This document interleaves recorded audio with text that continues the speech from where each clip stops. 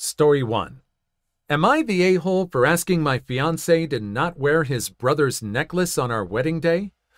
He wears his late brother's wedding ring on his right hand and his brother's necklace.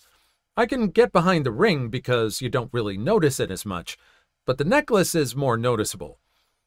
It has his brother's wife, and their daughter's initials engraved on it. I asked him if he'd take off the necklace just for our wedding day. I also have a necklace I got as a gift from my mom that I'm not wearing on the day because it doesn't go with my dress. It's just one day, and he can wear the ring if he wants. My fiancé refused and said it's his brother's and he's going to wear it.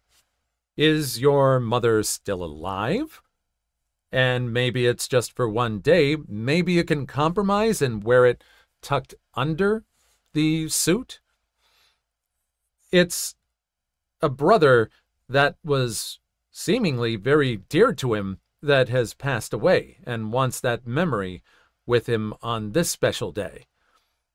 And I don't think it's too much of a thing to keep the necklace on. If you're fine with the ring, I think you should be fine with the necklace. This is part of his family. Story 2. My always late ex-friend made us 30 minutes late to a surprise birthday party, so I sent her to an expensive restaurant with an empty gift card to prove a point.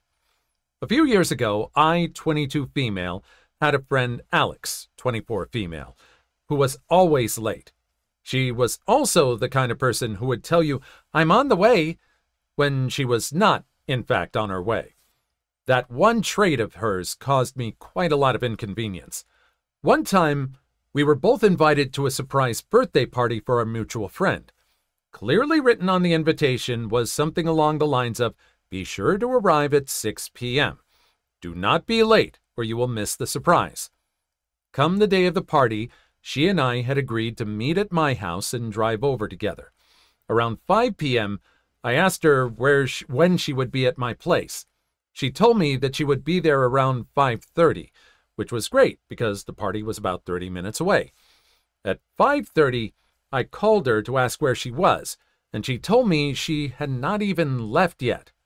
She then promised that she would be there in 5 minutes. I figured that was okay because she lived fairly close by. Long story short, she ended up getting to my house at 6. I was mad.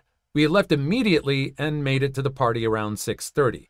By that time, the surprise had obviously taken place and the party was in full swing.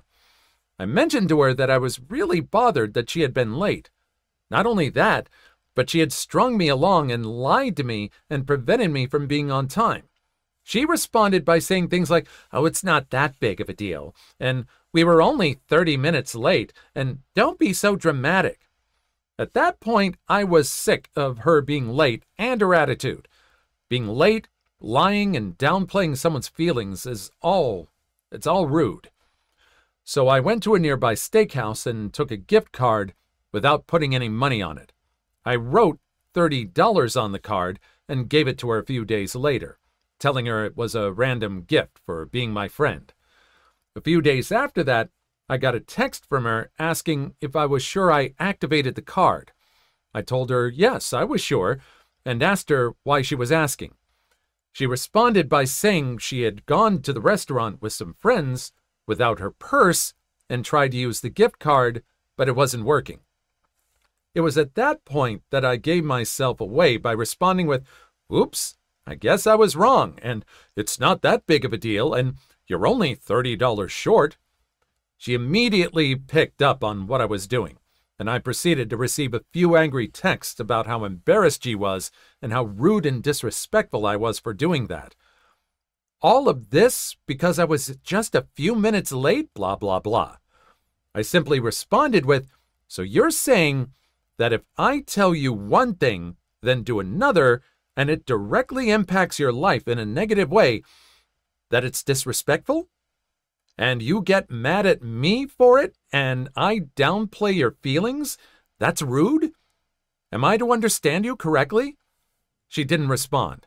I found out later that none of her friends were willing or able to cover her dinner, so she had to stay about 30 minutes later for her parents to rescue her. We didn't talk much after that. Hopefully she learned a valuable lesson. I sure had a great time teaching it.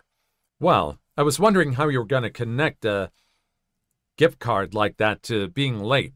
But, yeah, I think you made your point very clear.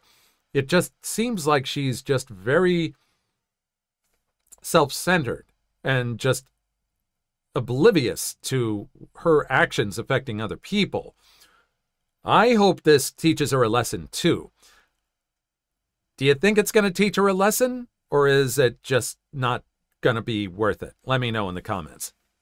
Please like and subscribe if you made it this far. I hope you'll enjoy the rest of the video and have a wonderful day. Story 3. You want to mess with my career and my freedom? Watch your entire life go down in flames. This all happened 5 or so years ago while I was working for a proprietary trading firm. The company is a multinational, and it had opened a new office in a city a couple of years before I joined them. For those who don't know, most prop shops, as I understood it, have a very high turnover rate.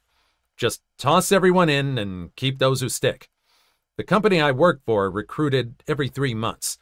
It had space for about 120 traders, but the office was never full. Out of the 20 or so who were hired every quarter, only about 5 managed to make it beyond the 3-month internship period. And of those, only 1, or sometimes none at all, made it past the additional 3 months probation period. The company was operated in my city for 2 years before I joined, and there were only about 4 people who I could have called permanent. Everyone else, about another 10, was either on the internship or on probation. The setup. I and about 25 others were recruited straight out of university. The internship people paid really well for a first job. The internship period paid really well for a first job. About twice as much as any other entry-level position in other financial institutions, plus bonuses once we went live, regardless of whether one is on internship, probation, or permanent. And I was really excited.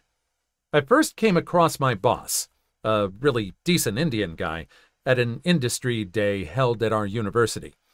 That was where they administered the IQ tests, and I passed. The office, similar to other mid-sized operations, had a pretty flat management structure. Flat or fiat? Flat management structure. Us traders were at the lowest level. The HR ops manager was above us, and the office manager was, well, the head of the branch. The boss gave time off pretty much whenever you asked for it, as long as the day's objectives were fulfilled. That was his policy. However, the HR ops manager was his opposite, and then some. This lady was a grade A shrew, and I mean that sincerely. Let's call her Gabby. The instigating event. I first met Gabby when I went to their offices for my final interview. I was registering at the front desk when she marched from her office, demanding some documents from the receptionist. The receptionist wanted to finish up with me first, but she was ordered off to file storage. Our exchange went like this. Gabby: "You're one of the new ones." Me: "Yes, I'm really excited." Gabby: "Don't be. You don't look like you'll make it." Me: "Why?" Gabby: "You're too soft." A pause. Gabby: "But I can put in a good word for you if you give me a little something." A bribe. Me: "Haha, very funny." Gabby: "I'm serious. Give me something and I'll make it very easy for you. Otherwise, I'll make sure you don't even get into the interview." Me: "No." Gabby: "Stupid idiot." Right to my face. And she kept her word. She made me sit in a hidden corner of the waiting room where no one would see me easily. But I could hear the conversations at the desk. The only reason why I got an interview is because apparently I had impressed the boss at our previous meeting that he came to see why my CV wasn't there. Gabby said that I hadn't sent it in. The receptionist stated that she had seen it somewhere. Then I walked up to the desk. At the same time, the receptionist said, "Here it is. It was in the trash." And everyone stared at Gabby. From that moment of humiliation onward, Gabby had a raging hate boner for me. You see, Gabby was a micromanager, more of a nano-manager, really. She made us have to request access if we wanted to access sites other than those on her approved list. And for traders who gain info from wherever we could find it, her list was woefully inadequate. She would call meetings at the most inopportune times, but only when the branch manager was not around. And in her lengthy meetings, you could never leave to check on your positions. She had this annoying habit of taking my lunch, and when I confronted her about it, she essentially told me to go fornicate myself. That I could live with. I just started bringing in 2 sets of lunches and kept on doing the job that I loved. Gabby was married with 2 kids, and she was pretty. I guess she liked the attention because she would have a stream of guys picking her up at the office for 2-hour lunches and when she left for home some evening, but not on Thursday. Thursdays were the days when her husband would come pick her up, towing the kids along. I think they went to have a family dinner or something. The mistakes Gabby made. Round 1. Our manager left about 2 months after I joined. I think he returned to India to get married or something, but still stayed with the company. Wished him all the best. None of the other permanent traders had the experience corporate required to take on a management role, 5 years at least, so they had to shop around. In the meantime, Gabby became the de facto head of the branch, despite the fact that her knowledge of futures markets was rudimentary at best. Her first mistake was when she delayed my promotion from internship to probation. I am an excellent trader and was easily top 5 in my group. Of the 26, she promoted the 20 she liked, kept me and another guy in internship, and fired 4. Around the same time, another recruitment drive happened and another 20-ish interns were hired. I knew this was our beef rekindled and remixed, and I was actually surprised she held onto it for so long. It was also pretty unusual since the last thing my former boss did before he left was to promote me from the simulator to a live trading account. But I kept my head down and continued learning, often going back to my former boss and the permanent employees to get advice. Another 3 months go by, and in the next evaluation, I was shocked that I was still not brought up for probation. Despite the fact that all of the new recruits of the second group had been promoted, and I was easily the best and the only one trading live. I knew I was good at the job. The permanent guys all said so. The group I initially joined with was frequently asking me for advice. To their credit, a few of them were good, but most of them were still on sim, and as a rule, no one advanced to probation while still on sim. However, you could go live while on internship if you were good, which is what had happened to me. So I was a live trader and making good money, but I was still on internship and passed over twice. I couldn't let go of that. I decided to talk to Gabby directly.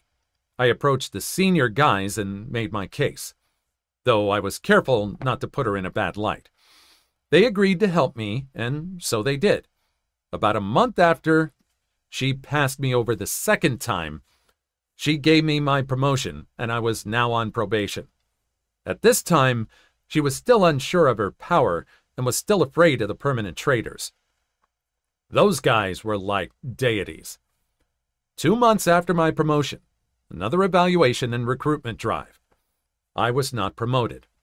The group I started out with was now permanent, despite having only 2 of them trading live. The group I was currently with on probation were all promoted to permanent status. The group behind me on internship was all promoted to probation, and another group was hired. I let it go, hoping she had got it out of her system. Sadly, she had not. Round 2. 3 months go by. I'm trading live and loving it, though still on probation. An evaluation comes up again, and I'm not promoted, despite the fact that contract to contract, I was almost on a level with the permanent employees. The group that found me on probation was advanced to permanent status, to a man, and none of them were live. The group behind me caught up to me, and a new batch of newbies was hired as interns. I couldn't let go of that one either. I approached the original 4 permanent employees, who were now my very good buddies, and planned to do the same thing as last time. Only this time, it didn't work. Gabby had grown into her sadistic power and flatly refused to even consider my promotion, even after she was presented with evidence that I was worth it. Her argument was along the lines of, "I'm the boss, so I can do whatever the hell I want." But I wasn't having that, so I contacted my former boss for help. At the time, he had been promoted to head of operations, Africa. He was actually quite surprised, given my performance, that I was still on probation. Needless to say, the order came down from on high, and Gabby looked like she was excreting 6 pineapples simultaneously as she handed my letter. And I thought that was the end of it. How wrong I was. On the next recruitment, she hired this girl. Let's call her Sue. Sue was an intelligent person all around, but she didn't have the emotional quotient to handle the market. Trading, as I was taught, requires 2 mental aspects, IQ and EQ. You can't improve IQ, but you can boost your EQ to deal with the numerous stress that accompanies the career. Stresses. Sue had more than enough of the IQ part, but EQ, not so much. No worries, you can work on that. Just to recap, the office now had about 70 employees. Of these, over 30 were permanent staff, me included, but only 11 were trading live. Another 20 or so were on probation, but only 3 were trading live. None of the interns were live.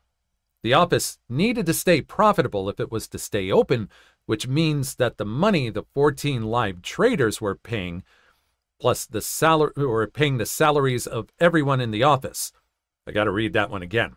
The money the 14 live traders were paying the salaries of everyone in the office, rent, supplies, health insurance, pensions, etc., etc. Needless to say, corporate was not seeing a lot of returns from our branch, and as I came to learn later on from my former boss, were considering shutting down the branch and costing us our jobs. But I digress. The last straw. The grade A shrew, Gabby, took advantage of an inconsolable and desperate Sue to try and get me for intimate harassment. This is how it went down. Remember all those people still on Sim? Well, they all came to the 11 of us for trading advice, and we did what we could to help them. We divided up the Sim traders into groups, and I was mentoring about 4 people. Sue was one of them. As any trader will tell you, the period before profitability is usually one of losses, unless you're really good, and is filled with stress and fear, hence the need for high EQ.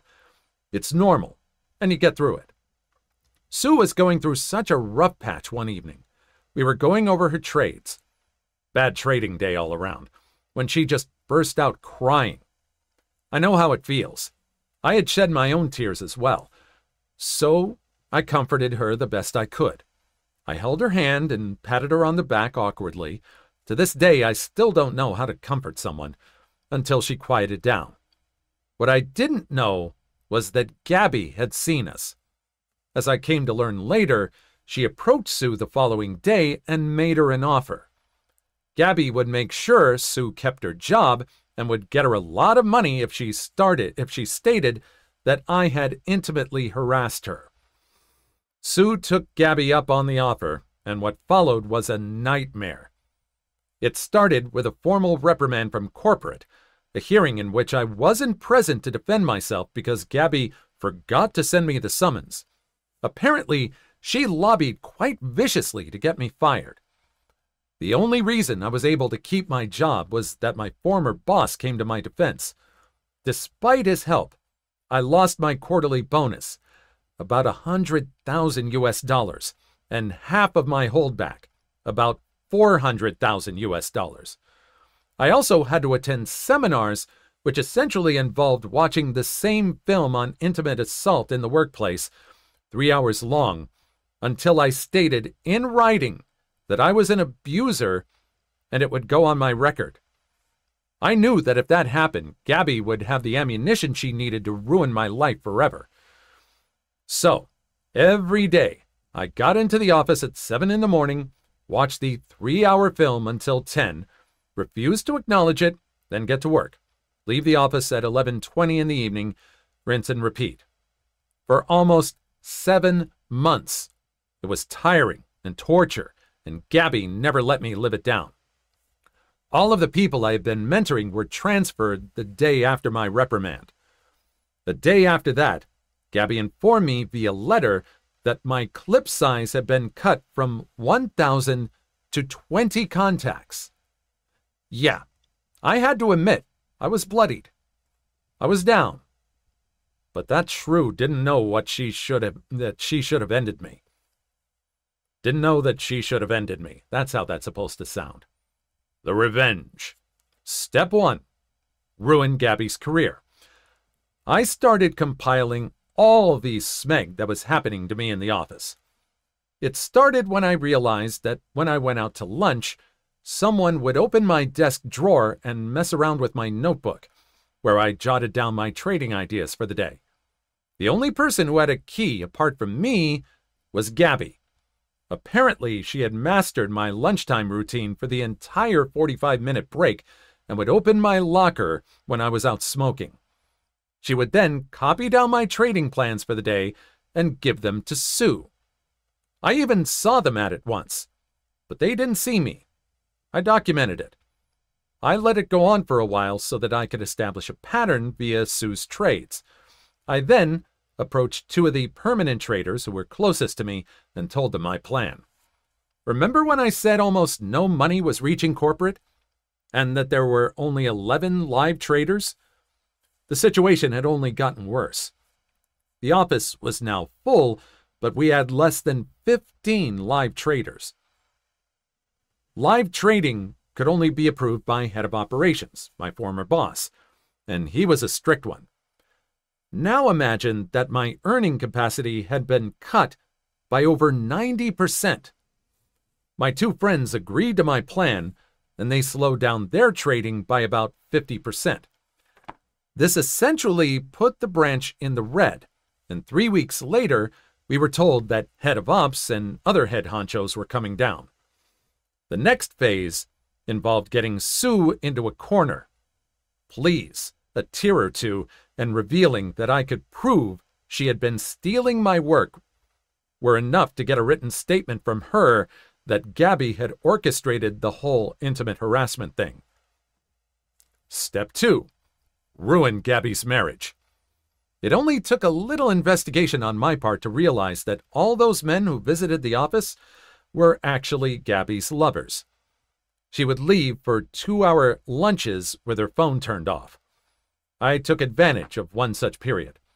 Gabby left, and I snuck into her office to find her Facebook profile open. Everyone knew she was always on there, and it was a sore point because she had banned it for the rest of us minions. I got into her messenger, and voila! Explicit texts, nudes, rants about her husband and his inadequacies, the 6 guys or so she had cheated with, all of it. I copy-pasted the data into her private email, which she was logged into as well. Always clear your cache, you guys. And sent it to my private email. Then delete it from her sent folder. Now I had the ammo on my phone ready to send. Step 3. Ruin Gabby's relationship with her kids. Now I'll say right off the bat that I am not proud of this step. But to bust my justice nut, it wasn't enough to just send the info to her husband.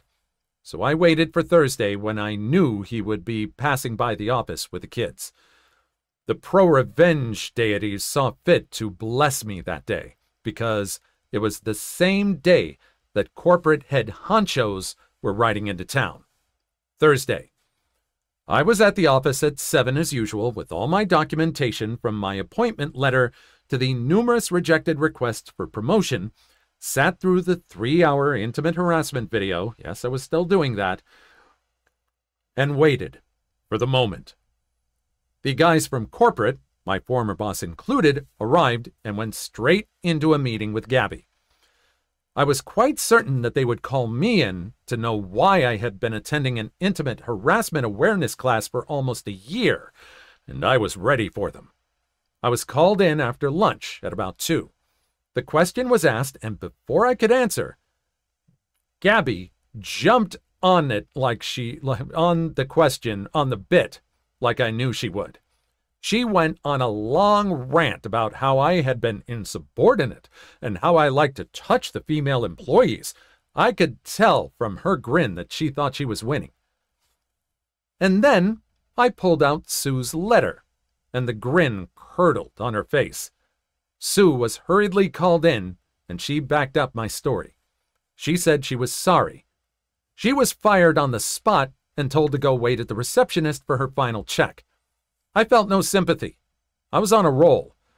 Next, I pulled out my analysis of my trades and told them how Gabby had been breaking into my locker and stealing my notes for Sue. Gabby denied it. Sue was called back in. She denied it. My former boss logged into the company network, pulled Sue's and my trading data. He compared the positions taken by both of us with my notes. He said it was true. Sue was fired again.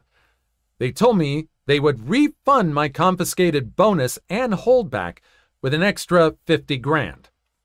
That was fine by me. The justice was enough. And then I spotted Gabby's husband heading into her office as usual, their 2 kids in tow. I pulled out my phone, grinned at her, and said, "Your husband is here." She turned around and saw him. She excused herself for a minute to tell him to wait. My former boss said, "Sure." I pressed send. I felt like I just read the treatment for a movie, something like Wall Street or something like that, something really pro-revenge. This is something that sounds like it should have been made in a movie. Yeah, the thing with the kids, having the kids know was a little too far, I think, but being denied $500,000, excuse me? No, I would probably be planning something myself if I had enough IQ. Please leave your story in the comments. I would love to make a video on them in the future. Also, don't forget to like and subscribe.